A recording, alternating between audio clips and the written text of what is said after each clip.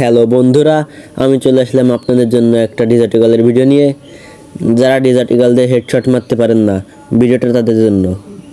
আপনারা জেনারেল করে রাখবেন হলো 160, রেড ডট দিয়ে দেবেন হলো 130 দিবেন, কারণ রেড ডটটা 130 দিলেই ভালো হয়।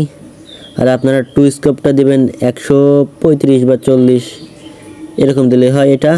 আর ফোর স্কোপ ফুল, তারপর আপনার সিনাইপার স্কোপও ফুল দিবেন। এরপর একটু মুভমেন্ট করে নিই। চলেন আপনাদের ডেজার্ট ইগল দিয়ে মারে দেখাবো। আপনাদের যারা এইখান থেকে ভিডিও দেখায় যে এখানে হেড দিয়ে, আসলে এটা আসল না, এখান থেকে বডি শট লাগতেই পারে। এখানে মানে দাঁড়ায় থাকে, তো এই জন্য এখানে হেড না মারলেও সমস্যা নাই। আপনাদের সোজা আমি শিখে দেখাচ্ছি, দাঁড়ান একটু প্র্যাকটিসটা করে নেই। আপনাদের হয়তো বিশ্বাস হবে না, আমি দেখাচ্ছি আপনাদের হেড দিয়ে।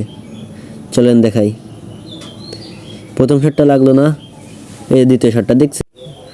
আপনি শুধু নিচে থেকে একটু হালকা করে ড্র্যাগ দিলেই হেড লাগবে।